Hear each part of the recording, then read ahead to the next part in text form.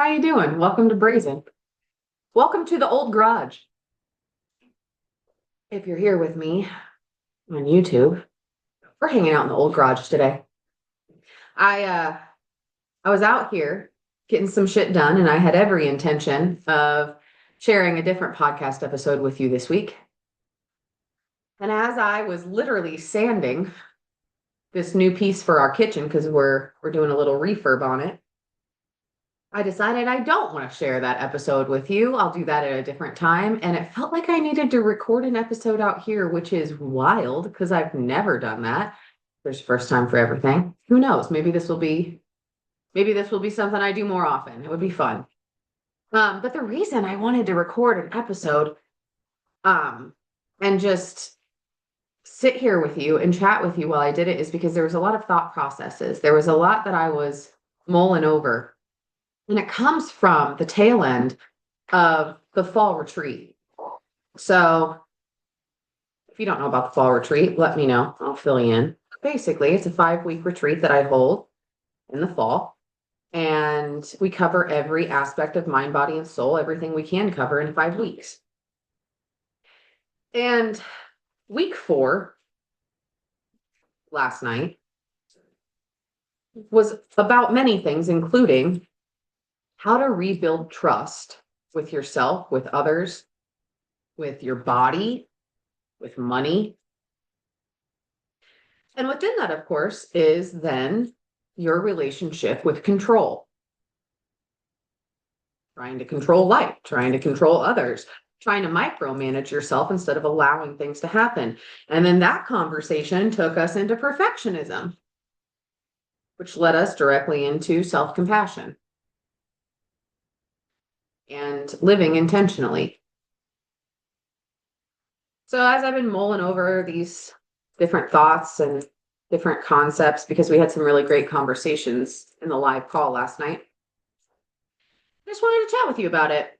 I wanted to talk about it because self-compassion and compassion overall is something that I believe we could all use more of in this world.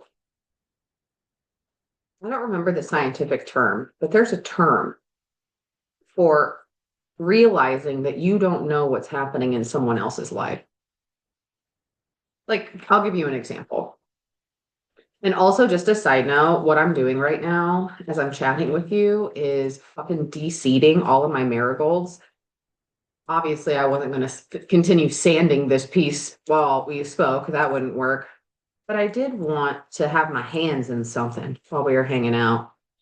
And one of my side projects that I've been needing to get done, let me grab the seeds out of this one. Ew, it's icky. Nasty. But one of the side projects I've been needing to get done this fall, wanting to get done this fall, is de-seeding all of my flowers, especially my marigolds and my zinnias. So if you're in need of marigold seeds, yellow or orange, why don't you just send me a message, because I have marigold seeds coming out my ass and I would love to share some with you. Anyways, so compassion and living intentionally, these conversations were ones that we sat on for a while. If we all had more compassion, we'd be able to see, like I was just saying, the scientific term for realizing you don't know what the fuck is going on in somebody else's life. I don't know what it is, but do me a favor and research it for me. Let me know. If you sit with that more often, if compassion is difficult to sit in somehow, some way, what if you just sat in the understanding that you don't know what the fuck is going on in anyone else's life? You have no idea. And that's not to say that their life is shit. That's not what we're saying, but they might have a lot happening that you know nothing about. And also, a different angle, when we get upset with people or frustrated or annoyed or irritated, which PS, when you're annoyed or frustrated with someone, can I just tell you something that shook me to my core when I learned it and applied it? Annoyance and frustration aren't real. I mean, they are, but they also aren't. Because when you're annoyed or frustrated with someone, what's really happening at the core is that you're recognizing a behavior and a way of being within someone else that you refuse to look at within yourself. So it's being mirrored to you within someone else, and it's your opportunity to look within instead of being irritated with them. Did you fucking know that? Wild, right? And it's not even that their behavior might be what you're perceiving, because your perception is only a narrative that you write in your own fucking head, because your reality is your perception, your perspective, right? So if you see somebody doing something, unless they're flat out just being a total fucking asswipe, if you recognize something within them and build a story around what's annoying or frustrating you, chances are you built like 80% of that story and it's not even true and they didn't even really do what it is that you're annoyed by, but you saw it, built the story because it lives within you and it's time for you to look at it. Mind blown. Mind blown. Really makes you second guess when somebody's being irritating or annoying, huh? I tell you. But when someone is, when you notice that, when you recognize that feeling, what if you just stepped back and you asked yourself, do I know what's going on with them? Do I know what they're thinking, what they're feeling, what they're living, what their experience is? It makes it a lot easier to sit in compassion. Now, I can't imagine that very many people like yourself that are listening to this are going around being a dick to others, right? Or not having compassion for others, or not having compassion for yourself. But I do believe that all of us could have more, including my fucking self, by the way. I'm certainly not exempt. And if we start to notice that we're all just humans, who gives a fuck what color our skin is or what country we came from or what our, I mean, I do give a fuck what your culture is. Absolutely. Tell me all about it. I want to learn all about it. I am enthralled. I want to know all your traditions. I think that's cool as fuck. But also, who cares, because we're all just humans. If you look at it that way, and you're like, well, damn, we're all just doing our best. It's going to be a lot easier to have compassion because you're going to fucking check yourself. you know? You're not going to be able to live inside of the bullshit story that you created in your mind because you were irritated or you're having a bad day or you haven't faced some shit. Instead, you're going to look at that other human and say, oh, let me give you an example. Let's say somebody cut you off in traffic. Maybe they are an asswipe. Could be. That's happened. But maybe they're just having a bad day, like you have been, or you've had before. Or maybe they're late for work because for the last 2 weeks, they've been taking care of a family member who's not doing well. Or maybe they're running late because their wife's about to give birth and they're trying to get there on time. Or maybe this, or maybe that, or maybe it's none of your fucking business. Now, this isn't to say that shitty behavior is excusable. Absolutely not, obviously. But it is to say that you don't know what the fuck is going on in their life. And therefore, why are you judging a make-believe scenario that you made up in your head when you could just as easily have compassion and step back and recognize that you don't actually know what's going on in their life? You know? Again, there's a scientific term for it. I would love if you look it up for me and just let me know. I saw it like 2 weeks ago. I don't remember what it is. So, in talking about compassion for others, especially right now, I feel like it's a really important time for us all to come together as human beings. It's a really important time for us to stand up for what is right, not what we believe. Hold on, let me just go deep into this for a second. Let me just go deep. Not what we believe is right based off of our shallow, deep belief systems, because we all have there's levels of belief. But at our core, your core values, those, it's time to stand up for those. You know? Like, one of my core values is generosity. I don't give a fuck if it's my money, my marigold seeds, my time, my energy, my effort. I'm generous as fuck.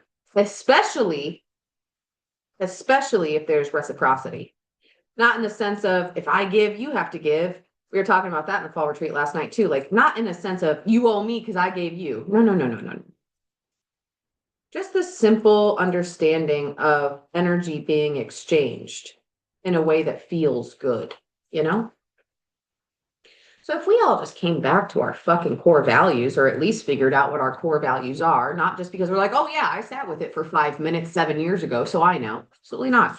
Look at my core values, not that I'm the queen of all by any fucking means, but I look at my core values bare minimum once a year, bare minimum, because that shit can change or expand. And maybe one of the core values, core beliefs that we start looking at more is not only to have compassion for others, but to have compassion for ourselves. Because you got to live with you, you know? You're the only one that's with you 24/7. You better be your own fucking friend, buddy. Because if you're not, it's going to be one hell of a life. It's going to be real difficult if you're always fucking bullying yourself in your head or yelling at yourself or criticizing yourself or trying to convince yourself of some bullshit. And I know that firsthand. It's hard. It's real hard. It's real hard to develop self-compassion when maybe for a while the normalcy for you, the familiar for you was anxiety or perfectionism or people pleasing or whatever based in fear. Fear of abandonment, fear of betrayal, fear of rejection, fear of failure, fear of success, fear of fucking anything. It's hard. But developing self compassion is, I mean, I would dare say maybe one of the most healing steps that a human being can take. Because once you start to have more self compassion, you're going to start to have more compassion for other fucking humans, you know? It's hand in hand. Just in the same way that once you start to trust yourself more, you're going to trust other humans more. Hand in hand, my guy. So maybe it's time to ditch the perfectionism. Maybe it's time to ditch the pressure that we put on ourselves and we put on others. Maybe it's time to ditch the fucking being polished and proper and poised, which if that's you, P.S., if that's you, I'm not trying to mock you. If you are a naturally polished, poised person, fucking good on you. But if that's not you at your core, you feel pressure from anyone, society, friends, family, boss, whatever. Like, I mean, yeah, there's a time and a place to be professional for sure. But if you feel the pressure to be something you're not, maybe you just fucking don't. How about you try it? How about you're like, I'm gonna be me instead? And maybe you take time to figure out who you is. Maybe instead of the pressure and the perfectionism and the people pleasing, you just be a real fucking human, you know? You just be a compassionate fucking real human. You be a human who's intentional with their actions, with their words, with their behaviors every single day, living an intentional life, building skill sets that make you happy, putting your hands in shit like marigold seeds or whatever the fuck you like. Maybe you just start living more with your soul and less with your fucking head. At least that's what I've had to tell myself. So, how do you build self compassion? How do you build self acceptance? What are the fucking practical day to day steps? What's that actually look like? It looks like changing your habits. And you know what it means. Ooh, you know what it means. I need to drink a coffee, is what it means. Hold on. This seed won't come. Okay, that guy's going to live there. You know what it means in order to build self compassion and self acceptance and start to change your habits? It means first you have to recognize and accept and acknowledge the fact that what you've been doing ain't working. And not from a perspective or a stance of your shit, your life shit, you ain't been doing shit and you're full of shit. Absolutely not. recognizing that you are an incredible human being and you have the desire to be more, to be better, to live better, to do better, and then continue along that because who wants to stay stagnant? Ew, you know? So awareness, acceptance, acknowledgement is really the first step here. And then I would say, when it comes to your habits, maybe you start speaking to yourself a little nicer. Now, here we go. I'm going to go into this real quick because speaking of poised, I tried. I ain't going to lie to you. I tried. I tried to look a certain way, like not 100%, like not like full on change who I am, but I tried to figure myself out. I guess that's a better way to say it. I tried to figure out who I was within my business and who I was within the online space because that's scary, my guy. That's scary to put yourself out there for the whole damn world to see, for everybody to be looking at you, peeping on you. That's fucking unnerving. And I'd say it took me about 2 years to really find my flow. And while I was finding my flow, while I was figuring out who I was, what I wanted to be in the online space, where I was going to put my flag down, you know? One of the things that I talked to women about the most during that time specifically, because I wasn't as me then, I was like, I was using a dropper and just slowly dropping more and more of my personality and who I am to my core, which is saying fuck. I say fuck. I curse like a sailor, and I'm going to be 90 years old saying, man, that's a real kick in the dick. Like, that's just who I am. And I don't want to change that about me. I like that about me. And I remember when I was talking to clients at that time about, you might want to look at the way that you talk to yourself. Let's really spend a few weeks paying attention to that, living that, not just understanding the concept of it, but living it so you can experience it. And one of the clients at that time, I wasn't as fuck, fuck, fucky, fuck at that time.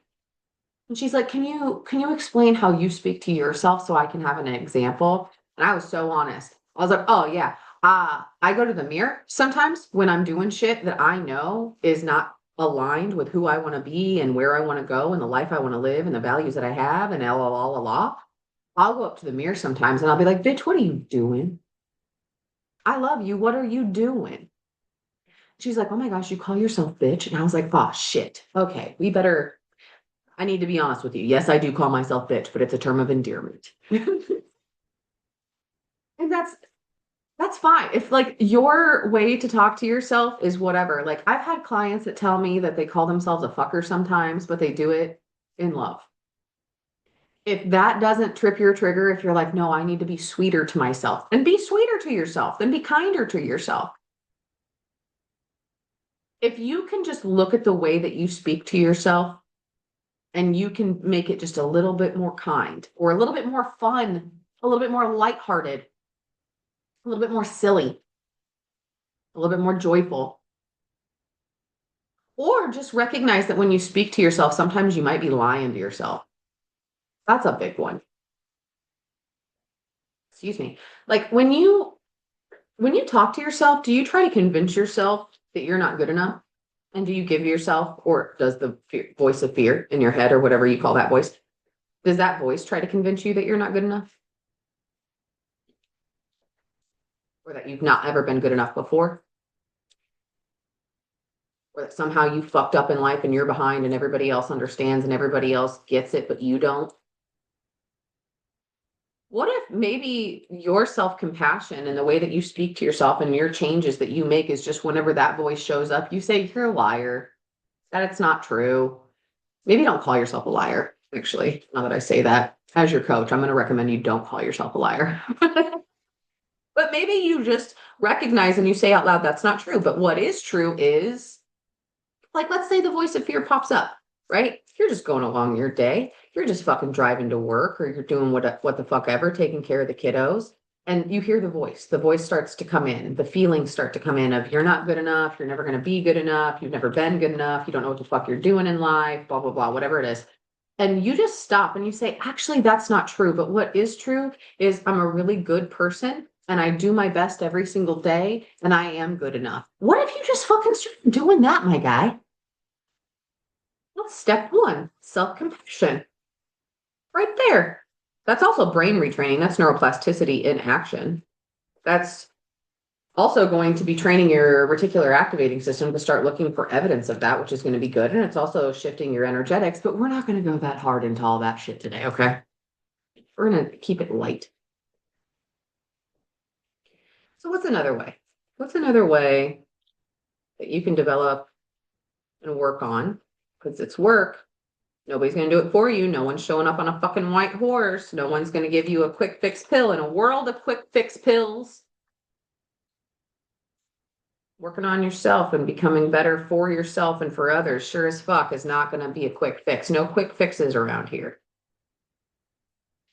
So what's another way you could do it? Maybe you start doing check-ins once a day, just to see where you are. How you doing? You know, I had to do those a lot this summer. Travis and I were going through a lot of grief. It was a really hard year for us. Oh my gosh, did you just hear that? Oh my gosh. I love that just happened on the podcast. I think the cat is back. There's a neighborhood cat that roams around out here and I can hear it. There's a neighborhood cat that roams around out here and there's a couple of them actually. And I wanted to make sure that the cat had somewhere warm to sleep in the winter or even earlier on in the year if the cat, because one of them was pregnant and I wanted to make sure I had a place to have the babies and make sure they were safe and warm, safe and taken care of, I guess. So I put a old doghouse out here by the side of the old garage and I just heard the cat. I don't know if you could hear it, probably not, but hopefully, because that was cute. Anyway, Travis and I had a really difficult summer, a lot of grief. And as you know, grief is quite complex. It's sadness, it's anger, it's confusion, it's everything. And then you feel guilt when you feel joy, which is fuck, that's fucking hard, you know? So I had to do a lot of self check-ins and I had to recognize that my self check-ins were me loving myself, you know? Because it's you hear all the time, love yourself, love yourself, love yourself. But also you're like, what the fuck does that mean? And for me, the easiest way to recognize how to love yourself, this is just the way my brain works. Maybe it's how yours works too. The easiest way for me to identify how to love myself is to identify how I would show others that I love them and then do the same shit to myself. So a loved one, if they were going through a lot, I would check in with them. How are you doing? How are you feeling? Is there anything I can do for you? That's the same shit I did for myself. I love you. How are you doing? What are you feeling? And then I would just speak out loud. I'd go on tangents and I'd let myself get emotional and I'd let myself cry because, you know, I like many of us, I grew up in a family system and, you know, it's not saying that it's their fault because they probably had the same thing happen to them. But I grew up in a family system where crying really wasn't allowed. I mean, you could do it, but you were told to shut up and go to your room. You were told that you were too emotional. You were told all the things. And so it's taken me many years to, I mean, I've always kind of been a crier and been like, I've held on to, it's okay if I cry. But even more in the last probably like 10 years, I've really allowed myself to feel my feelings without letting them become a fact. You know what I mean? Like, feel your feelings, feel the emotion, process it, let it the fuck out, emote the emotion, while also recognizing that it's not a fact and you don't have to live there and don't allow your emotions to dictate the actions that you do and do not take. So I had to do that a lot. That was one of the ways I had self-compassion for myself this summer, for sure. What's another way? So you can check in with yourself, just like you would check in with a loved one. You can speak to yourself more kind, more fun, more joyful. Like I said, you can call yourself bitch if you want. I don't say it in a mean way. I call all my best friends. I even call some of my clients bitch. They love it and they call me bitch right back. Okay. I'm thinking of one in particular the other day. I was like, oh, doing? She's like, I'm doing great, bitch. How are you? You can say whatever you want to say. No judgment on yourself, babe. What's another way? Um, let's see here. What's another way that I was thinking about earlier? Here, hold on. I made a list on my phone for you because I knew that with my hands getting into these marigold seeds, I'd probably not remember. So I'm not even gonna fucking pause it. Let me just open my phone up on my notepad here. All right. Ooh, give yourself permission to be a messy human. Oh, yeah. When I wrote that one down, I was like, that's a good one. Don't fucking forget that one. Especially if you've ever dealt with perfectionism, guy. Like, if you've ever dealt with perfectionism, you know how difficult it is. It paralyzes you. You expect so much out of yourself. The standards are almost unreachable. And if you allow yourself to be a messy human, really what you're allowing is just to be a fucking human, you know? Everybody's messy. Everybody, every human being's messy. Life is messy. It's honestly one of the beautiful things about it. And when you allow yourself to be a messy human, then you're allowing yourself grace. You're allowing the creative process. And I don't mean when I say creative process, I don't mean like just, I don't know, my thought process would be maybe you're thinking painting or drawing or writing. No, not just that type of creative process, but the creative process of life, my guy. Like if you're trying to make everything perfect all the fucking time or to please other people and be a certain way so other people like you, oh my gosh. I just talked to I'm not going to say who, but I just talked to a family member about that. They're so damn busy all the time and they're working on it. They said, I'm working on it. They're so damn busy all the time being the person that everyone wants them to be, like a chameleon, saying the right thing, quote unquote, doing the right thing, doing what everybody else will approve of. And it's exhausting. Just trying to make everybody else happy, just trying to make everybody get along. When in reality, I had to have a real honest conversation with them at one point. Because it's the same honest conversation I had to have with myself, and that I always end up having with a client at one point or another. I'm about to say it. Are you ready? Are you really ready for what I'm about to say? Because it's a fucking ball buster. People pleasing is a really, really sneaky form of manipulation and control. Because why do we people please? For fear. Fear. Fear of abandonment. Fear of if I don't be who they need me to be or they want me to be, or if I don't say what they want me to say, if I don't act how they want me to act, they're going to leave or reject me. Being rejected for who you really are feels a hell of a lot better than being accepted for somebody you're not, you know?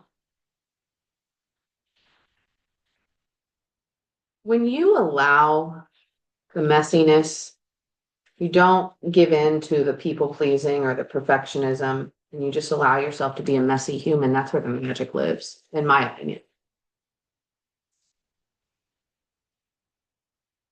Because what's the point? I know people, and I don't say this because I've done this too, but it just makes me think. I know people who live in these bubbles or expectations, I guess is a better word, where they're like, no, this is how you must act. You must walk this way. You must be this way. And I think it is important for if it is a value of yours. I think it is important to understand how to present yourself. Like, I don't know why, but my first thought is like Kate Middleton, like, very poised, very proper. Did you hear that awful British accent? And I know people like that. And sometimes I want to ask them, like, do you ever let loose? Do you ever just let loose? Do you ever just not care what anybody else thinks and just be you? What's that look like? What's it look like when you're like, think of Kate Middleton. What do you think she acts like when no one's around? Like the real her, not the poised, proper her, not the one that everybody else wants her to be, not the one that she does because she needs to be of a certain standard. I'm sure she's a great woman. We're not saying she's not, but you know what I mean? Like, who is she? She she blows her nose just like you and I do. She seems fantastic. I don't know anything about her personally, but she does seem fantastic. Everybody poops. Everybody blows their nose. Nobody's better than anybody. We're all on the same level. So when you allow yourself to just be a human, ew, that one's real icky. Oh, that one has a spider in it. I'm glad a spider didn't just run up my arm in the middle of me recording this because you would have seen me jump like a child. We're just going to place this little marigold right over there. No, thank you. So the bottom line is there's a lot of ways to have self-compassion. I can give you a list if you want to reach out to me. I have a girl, dude, I got so many resources. If you would just reach out to me and you were like, Heather, can you give me some resources about insert literally anything? Baby, I got you. I got you on all the levels. So if you want some more ideas of self-compassion and how to work that into your life in a practical way, ways that actually, you're going to stick to and you'll see consistent change in your life on a day-to-day basis, why don't you just reach out and let me know? But I wanted to point out that one really quick, easy way to have self-compassion is just to decide full on completely that who you are is enough. Who you are is enough. And you know what? Anybody who doesn't think that you're enough, you can tell them from me, you fucking kick rocks. You can you can send them a fucking message. Absolutely. I'll give them my phone number. Say, my coach Heather said that you can fucking kick rocks. Because who the fuck cares? Who the fuck cares? If somebody else doesn't think that you're enough, do you want to know what the bottom of that is, what the core of that is, what the real situation is? You already know it. I bet you, as I said that, you're like, oh, I know. Yeah, you do. When somebody doesn't think that you're enough, or they tell you that you're not enough, or they imply that you're not enough, or there's passive aggressive jabs that you're not enough, people talk about shit in weird ways, especially the passive aggressive shit. Like, if any of that happens, you want to know what's really going on? First of all, you're going to end up feeling compassion for them because what's really happening is they don't feel like they are enough and they're projecting that shit on you like a fucking projection screen. Like, remember those from school? Remember that when they would pull out the projection screen and everybody would be like, fuck yeah, we're going to learn about angles today. Yeah, they're just projecting that shit on you. And that's okay. That's what people do. But if you're the one, because usually it's a mixture, right? Usually we have this limiting belief and limiting behaviors that are attached to it about not being enough as a human being. And it's not only that we tell ourselves that, but we also have had others tell us that, imply that, or be passive aggressive about that. That's just usually the roundabout. It's a full cycle. So if that's happening, what if you decided today that you are good enough? What if you started asking God, source, universe, whatever you believe in, for evidence that you're enough? Every day, just out loud, be like, can you please send me evidence that I'm enough? Or just simply say, show me how. Show me how I'm good enough. You know what I'm going to say. Because that ain't just spiritual, babe. That ain't just you working with God, source, universe. That's also you working with your brain because of your reticular activating system. You have an actual part of your brain that's consistently looking for evidence and proof based off of the belief systems that you hold within you and the core values that you have. So whatever you believe is showing up in your behaviors, and whatever you believe you're looking for with that part of your brain every single day, you're finding evidence of it. If you believe you're not enough, there's going to be certain parts during the day where you're going to pick up on shit, whether it's consciously or subconsciously, and you're going to check that and you're going to be like, fucking see, I'm not enough. Do me a favor. I want you to think of something I want you to think of something that kind of like is always haunting you, or maybe that's not the right word, but like something that won't leave you alone, but you don't want it around, like a thought process. It's probably attached to a belief, whether you recognize it's a belief or not, whether it's conscious or a subconscious belief.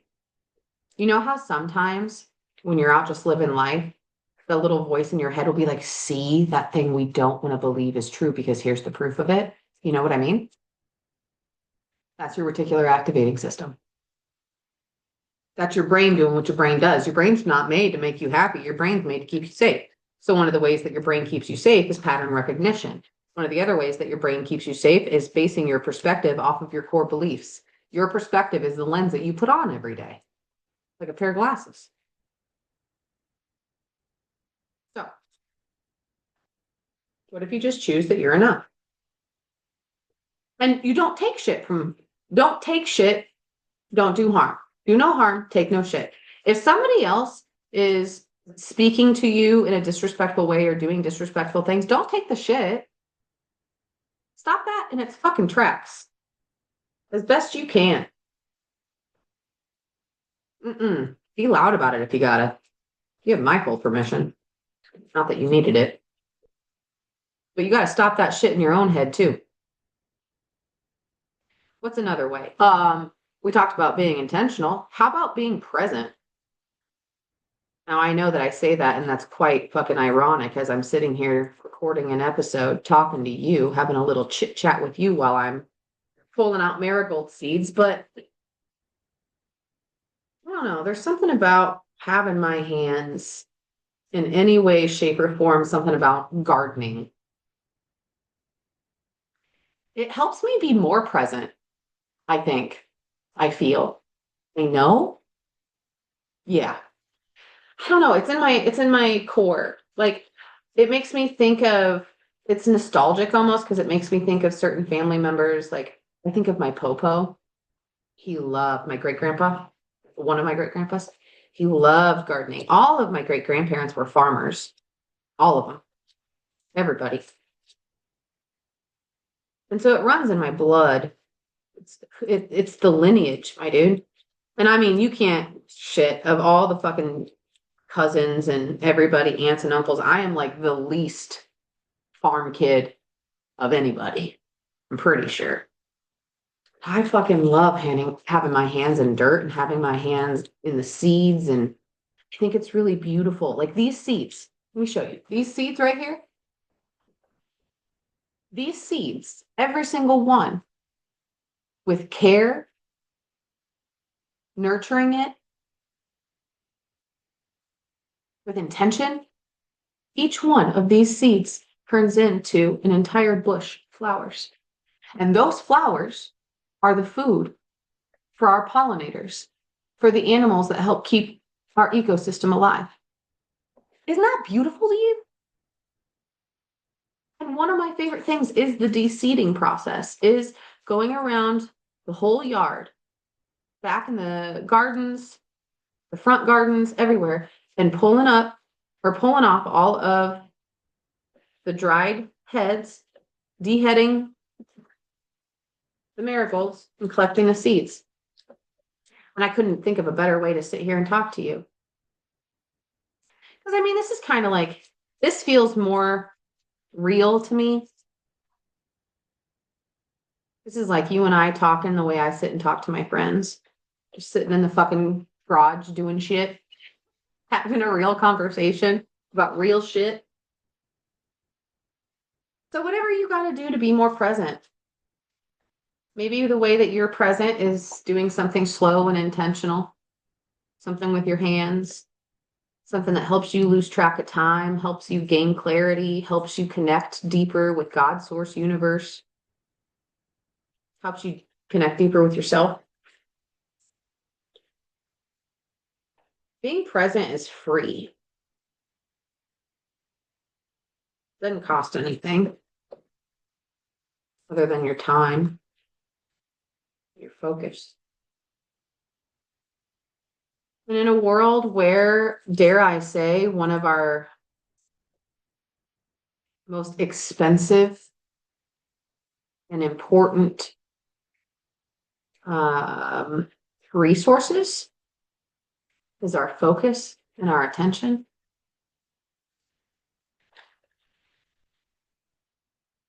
It makes it even more important for you to be mindful about where your focus and attention are going. So be more present. Be more present with yourself when you do shit.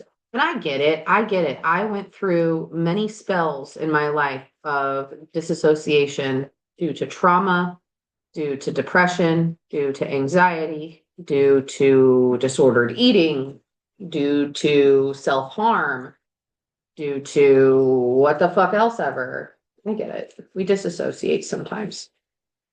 But what if you just woke up every morning with the intention that you said out loud, today I'm going to be as present as possible. Today I'm going to be intentional. When I do something, I'm going to say, I'm doing this because of this.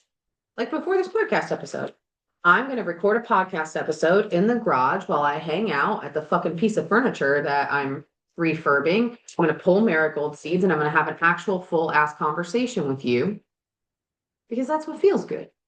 So that's what I'm going to do.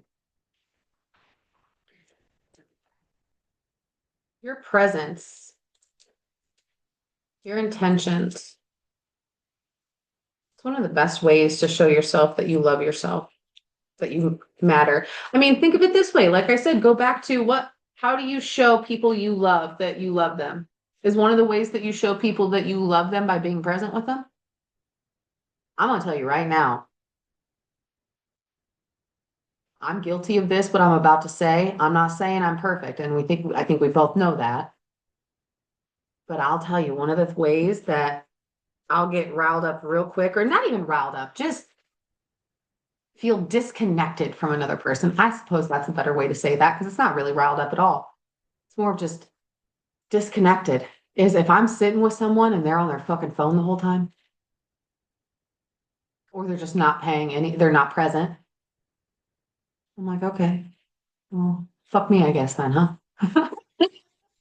Which of course it doesn't really have anything to do with me. It's more about them, but that's how you show people that you love them, right? That you care is by being present. Maybe not 100% of the time. Like I said, I'm just as guilty. I do it too.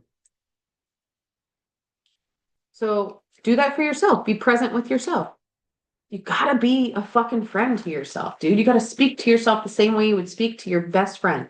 Not the best friend that you like, you know, those type of best friends that come over to your house unannounced and you're in your underwear or some shit and they like bring coffee to you and they have a messy bun just like you do. And that friend, you got to talk to yourself the way you talk to that friend, not the friend that you're a little bit more proper with. Nah, you got to talk to yourself the way you talk to the friend that knows you. You got to make the shifts towards self-acceptance. And it's not easy. And sometimes I do hear from clients, well, I can't. And I've said I can't before. Again, certainly not perfect. I've said I can't. And you know what I usually say after I say I can't? You're full of shit, Heather. I call myself out on my own bullshit more than anybody else. Because if you're saying that you can't make the shifts into self-compassion, I've heard somebody say before, I can't shift. Well, they didn't say I can't shift. They said, I can't be more self-compassionate and love myself more because when I was 14, and then they told me a story. If you keep living in the past, you're going to keep repeating the past. Is it important to identify shit from the past and heal through it and have discussions about it and be aware and acknowledge it and be conscious and be a fucking emotionally intelligent human being? Yeah, certainly is. So you're going to spend some time in the past sometimes. But if your answer in any way, shape, or form to loving yourself more or having more self-compassion is I can't because of blah, blah, blah that happened in the past, baby, that's a choice that you are making. That is a choice that you are making. Gotta drop that shit. It ain't gonna work. It'll work for a little while because you get to be the victim of life. Then, everything is against you. That won't last long. Never does. Never does. Okay, so I want to talk about one other thing and then I'm going to let you go, babe. I think it's really important that when we live intentional lives, we also understand that a huge part of living is living. Let me explain. In a world where so much good is happening in a sense of self-development and healing, we live in a world right now where, at a wide scale, worldwide, people are connecting with each other, talking to each other, sharing with each other, being vulnerable with each other. We're all stepping into more self-acceptance, more self-development, more healing, more awareness, more emotional intelligence. We are becoming better humans together. And that's fucking cool. I love PS. Can I just tell you how much I fucking love that I get to be a part of that? Even if I'm just leaving the littlest little footstep, little fingerprint in it, I get to be a fucking part of that. And that's cool shit. Anyways, in that type of a world, it's really easy to stay on the hamster wheel of healing. Life is when you're living. Life is not in the moments of self-development, although I mean, kinda. Life is when you're out and you're in the sunshine and you are just playing with your kids or playing with your dogs or enjoying your friends or your family or who the fuck else. That's life. Is life also when you're journaling or doing mirror work or having giant revelations and moments of clarity and huge, those huge moments of healing? Oh, they're my favorite. When you have an awareness of a situation, of a behavior, of a belief, of something within yourself, right? You have an awareness of it. So you take the necessary steps for reflection and awareness and understanding to go deeper. And as you do that, you begin the work of mirror work, where you look at yourself, you speak out loud, you have a conversation with yourself so that way you can go on a tangent and reach a new level of awareness and a new level of healing. And then you feel those sensations in your body. You actually feel your heart open more. You actually feel your body respond to the conversation that you're having in the mirror, that is raw, that is vulnerable, that is real, that is no bullshit. And then this thing happens where you feel it through your body and you start to cry and you feel tingles everywhere. And it's like the closest that you're going to get to God, source, universe, divine, whatever, because of the connection you have and what you create, because that energy lives in you and you are it and it is you, right? It's all connected. You are connected to everything. So you create this and it's this beautiful moment of healing and it feels otherworldly and it feels so divine and you feel so connected. Ooh, that's my shit. I love that. Ooh, I love helping women have those. Fuck, that shit is good. But you know what? We do that so you can go outside and you can be in the sun. We do that so you can go to the fucking pumpkin patch. We do that so you can go and you can swing on the swing set with your kids. We do this work so we can love life more and love others more and love ourselves more, not so we can do more of the work. The work will always be there. You will always, once you start self-development work, because you have the awareness of how important it is, and it's not just important, it's I find that it's like eating well. I never I didn't grow up eating good food, okay? Kinda, because like I said, I grew up on farms, but also I kind of grew up on Hamburger Helper and fucking Sprite. Fucking Mountain Dew was alive and well in our house. So were Ho-Ho's, Ding Dongs, many other fucking little Debbie treats. Okay. But as an adult, okay, hold on. I was going to say as an adult, I eat better, but also in my 20s, it was Taco Bell, it was Jack Daniels, and it was Tostino's party pizzas. But eating well is something that once you start doing it, you're never going to not do it. Fucking side note, Travis and I decided to go on one of our Goodwill dates. We do this where we go to Goodwill or any thrift store, not just Goodwill, but kind of like Kleenex. Kleenex is the brand name, but there's other tissues for your nose. Pretty much all thrift stores to me are Goodwill. So we go to Goodwill and we pick out outfits for each other.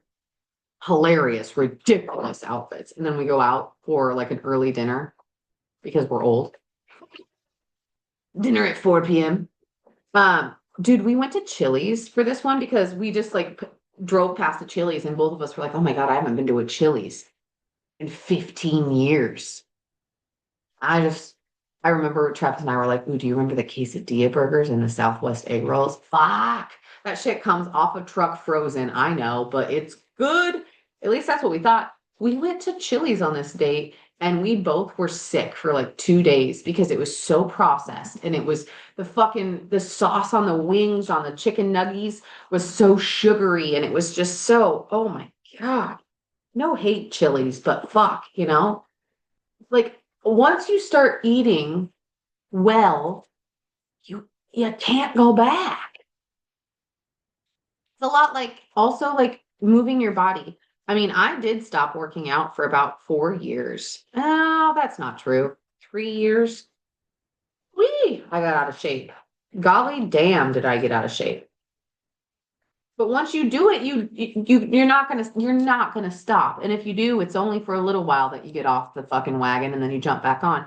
That's how it is with self-development work. But that's not life. Life is life. Life is de-seeding marigolds in your fucking garage. Life is sitting around a fucking bonfire with people that you love.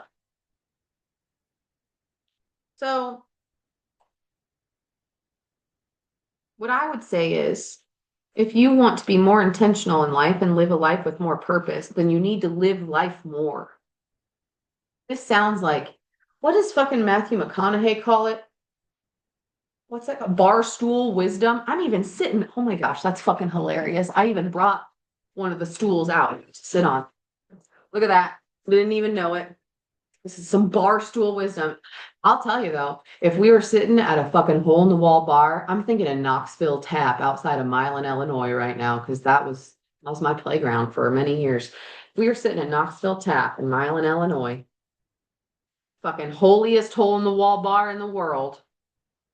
And I had a few whiskeys in me, I'd be saying the same shit to you. But we'd also be listening to George Jones on the fucking jukebox, directly followed by Eric Church. You have to live life. Don't get so caught up in shit. Be serious when you need to be serious or when you want to be. Have fun when you're ready to, and you want to, or you know that you need to. Not to sound like a bumper sticker, but work hard, play hard, dude. If you're working hard on yourself to reconnect with yourself, to reconnect with what makes you feel alive, the only way to know that the work is working is to go be alive. Be intentional about it. Be purposeful about what you do. Do it on purpose. You know? One of my favorite ways to be alive, and I don't know if this is your favorite way, I just wanted to share it with you because maybe it'll help. One of my favorite ways to be alive is to learn new skills. It's one of my favorite things in the entire world. I love it.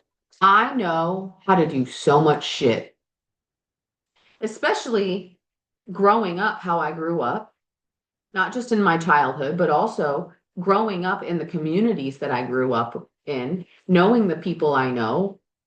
I grew up with a lot of blue collar people, a lot of farmers, a lot of people that work their fucking asses off. So I learned a lot of shit. People used to pay me, not that many people. Okay, it's not like dozens, like 4 people in my whole life. People used to pay me to fucking either change their brakes for them or help them change their brakes. And it feels good. And I think that's one of the reasons that I feel like learning skills is a great way to be alive, is to live, is a great way to be intentional. I think it's a really important part of being a human is to learn skills. And one of the biggest things that comes from it is you feel very capable. You feel very proud of yourself. And if you can develop skills, you're also learning how to develop falling on your fucking face and still go, still try, still do. You think the first time that I fucking planted a garden, everything lived? Hell no. Absolutely. Dude, my first can I just tell you? Okay. So this is not my first garden. This is not my first go at it by any means. But there is one time, this was in 2020 in Tennessee, when we lived down in Sevierville. I got a fucking runny nose out here, and my fingers smell like marigolds. It's not a bad smell, but that's a lot. Anyways, when we lived down in Tennessee, we were down near Sevierville, and it was 2020. It was COVID. I don't know if you remember that fucking wild time in all of our lives. But I wasn't working for a few months, as we all weren't, which was actually really fucking nice, you know? It was scary. Yeah. It was really not great in many ways. Yeah, but also it was a fucking nice break. And I started worm farming. You heard that, right? Have you ever seen old fucking Appalachian men fucking with a stick? They get a big old fucking limb, not just a stick, but like a fucking tree limb, and you carve notches in it. And then you take another stick and you put the big stick in the ground a little bit, especially right after it rains. You put the end of the big notched up stick in the ground and you kind of lay it on your leg or however the fuck you want to do it. And then you take the other stick and you go up and down. It kind of sounds like oh fuck, what's that? It's like the from Australia, those big old sticks full of sand or whatever the fuck, and you flip them over and they make a lot of noise, like it's a musical instrument. It kind of sounds like that. Kind of sounds like that. But what happens is the worms come up out of the ground because of the vibrations. And I started a red worm farm, composting farm. Yeah, that shit was fucking wild. But what I was going to tell you about the gardening itself, I didn't have a whole lot of money at the time. All of my savings went to paying the bills during COVID. But I wanted to garden and I wanted to be smart. I wanted to be efficient with my money, not fucking waste money on shit that didn't matter, you know? So I was like, okay, how can I do this in the most efficient way? And I found, this is wild. I found a plastic, like little kid pool, and I planted most of my plants in that or in random containers that I found in the barn. I sure did.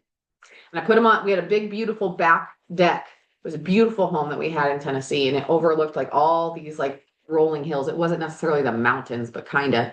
But we were right by the Smokies. Um, but yeah, just random fucking containers. Do you think all of those plants lived? No. That was janky as shit. I didn't do so many things I could have done to keep those plants alive. But I learned. I learned a lot. I learned a hell of a lot. I was really at that time, I also really enjoyed growing vegetables from scraps. I was really into that. So I would take like the scraps of our onions. That's also when I started making homemade bone broth 24/7. All of the scraps that I could grow something with, they would go into the dirt. I had a special area, either water by the windowsill if they needed that, or dirt outside. I'd shove them somewhere and start to grow the vegetable or the whatever I was growing at the time, herbs as well. Um, P.S. Basil doesn't grow that well when you try to redo it. But any scraps that I couldn't grow, they would go in the bone broth. And it was a time of learning. It was a time of getting back to being a human, of learning how to grow your own food in many different ways. It was a really interesting time for me. And growing the skill set, learning more and more about all the herbs I could grow, all the vegetables, even some fruit that I could grow. It taught me so many things. And I fell on my face multiple times with it. I fucking, not gonna lie to you, I had to get rid of the worm farm because I didn't fucking know what the fuck I was doing the whole time. And I had to learn there too. But the more skills that you can learn, the better. Now, years later, I mean, it's only been damn near 6 years since the craziness of COVID and since all of that. And I had been gardening way before then as well, but my gardens are beautiful and lush, and I have so much abundance. of food that I give it to neighbors and give it to random fucking people. And then at the end of the season, like right fucking now, I have seeds coming out my ass. Beans, tomato seeds, squash seeds, flower seeds, lettuce seeds, letting shit go to seed for lettuce and for herbs. I have so much abundance that I'm able to share because I've sharpened that skill set so much. Or like this fucking furniture piece that I'm redoing. You think the first time that I redid a fucking piece of furniture, I actually knew what I was doing 100%? No. Did I do it anyway so I could learn while I did? Yeah. Everything I've ever done. I just jump in, I'm like, I'll fucking figure it out. Can't be that hard. I think that that's a secret of living and living well is being willing to learn a new skill set consistently, always learning new skill sets and feeling the pride and excelling in things and fucking the neuroplasticity that happens during those processes of expanding your brain and I mean it also helps memory. Like there's just so many good things that come from learning new skill sets, especially skill sets that you didn't think that you could learn. Like, do you think that I mean, hold on. I was gonna say, do you really think I wanted to learn how to change brakes? But that's a lie. I really did want to learn how to change brakes because at that time, when I learned how to change brakes, like my dad taught me. He pulled me out into the garage when I was young and he's like, don't you ever fucking depend on a man doing shit for you. This is how you change brakes. And I was like, you got it, Pops. Didn't really pay attention then. When I really learned how to change brakes is when I had a beautiful old truck. It was real fluffy. It was real old, big old tires. Its name was Sherman after my great grandpa or one of my great grandpas. Beautiful old red Ford, gorgeous old thing. And I wanted to learn how to work on the truck. I wanted to learn the shit I didn't know how to do. And I didn't rightly know how to change brakes completely. I knew how to do bits and pieces of it, but I didn't want to look like a dumb shit while I was trying to work on my own truck. So I had to learn. So if you're thinking to yourself, "Oh my gosh, I just want to feel better in life or I want to feel more alive or I want to live better, I want to do better, I want to be better. I want to just feel life more." Fucking go learn some shit you don't know. Learn how to speak a new language. Learn how to speak the language of your fucking body. That'll change your life. But be intentional with what you're doing.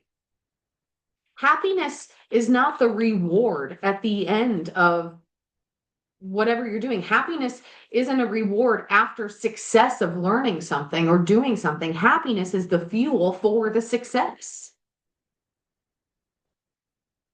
You don't have to figure it all out and you don't have to have it all figured out. You just have to do it.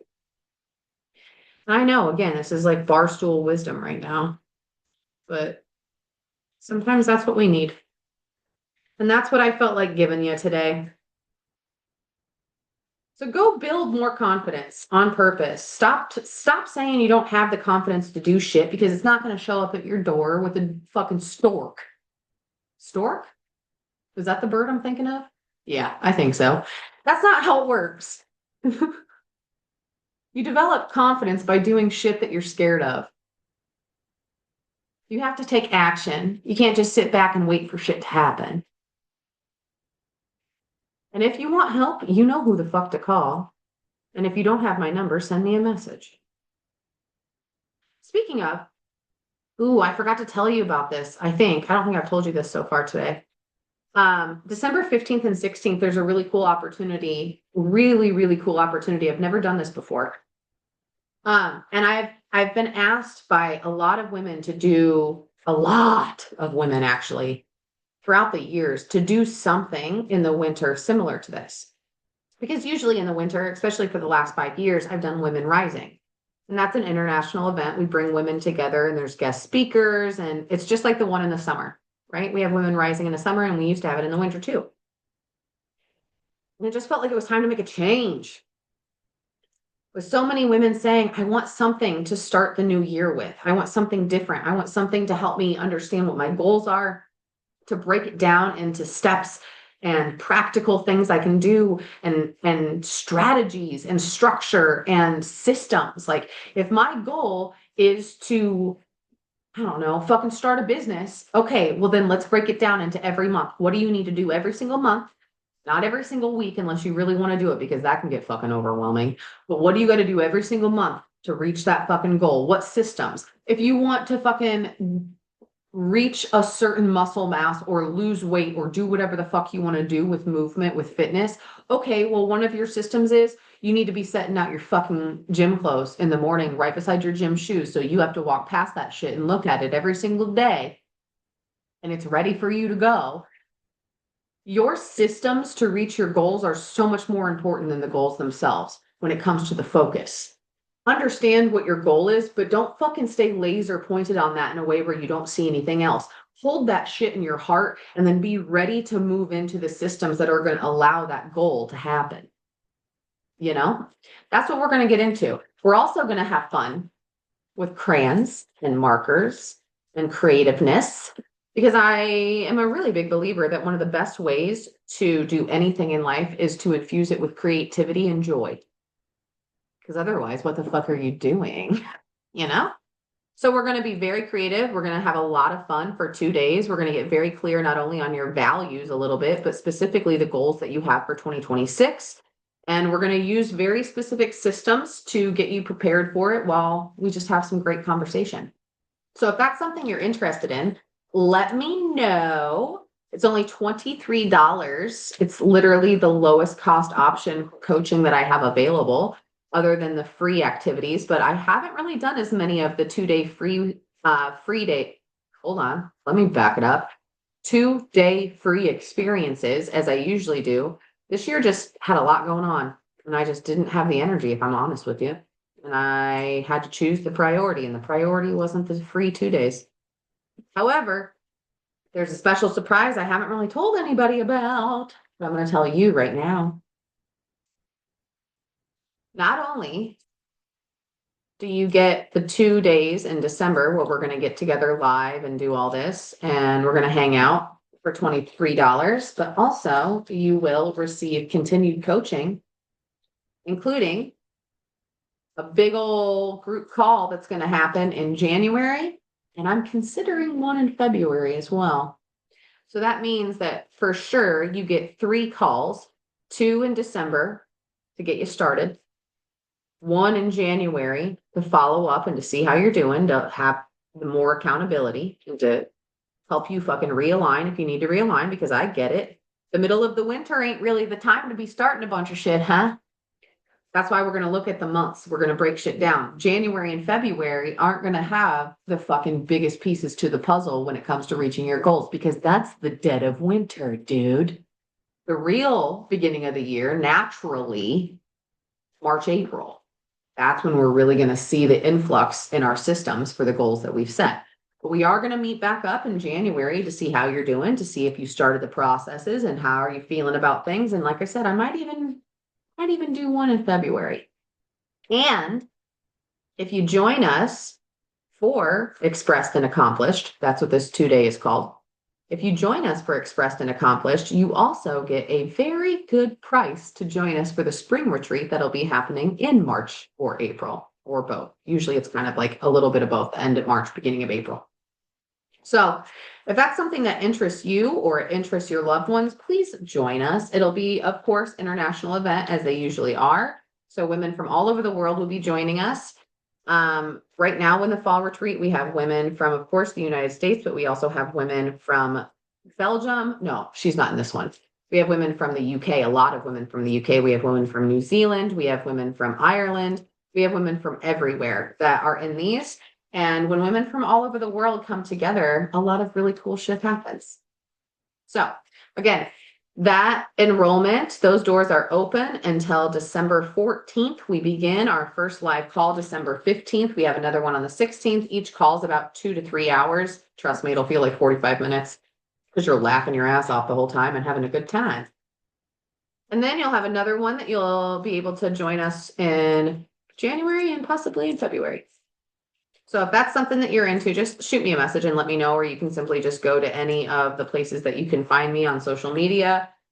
You can go to the website, you can do any of that, and you'll be able to find more information as well as the link to sign up. So I think that's it. Look at all these seeds. Look at all those. Do you see this?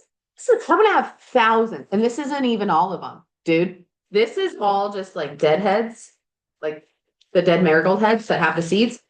This is 1/4 of what I have of this is just the orange. You see that written on there? This is just the orange marigolds. This is 1/4, maybe, of the orange marigolds that I have. I also have more yellow marigolds than I have of orange. So I'm not fucking joking. If you send me a message, you're like, yo, can I get some of those marigolds? Bitch, I'll send you some. Because these aren't baby, like these aren't first years.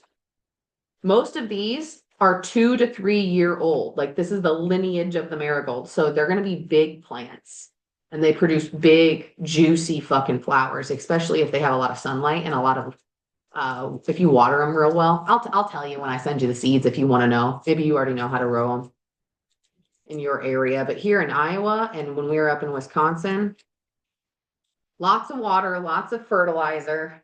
I like to do natural fertilizer. I mean, I do other types of fertilizer. One of my favorites is banana water.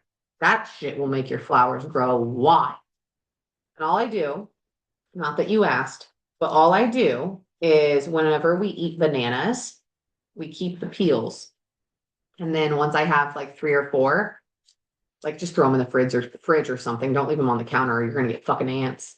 But put them in the fridge in a bag or some shit. And then once you have 3 or 4, put them in. I like to put ours in a metal bowl. So what we do is keep it warmer that way. Put them in a metal bowl, heat up a bunch of water in a teapot, and then put the water in there. And like I said, that metal bowl will keep it hotter longer. And that infuses the water with all the banana goodness.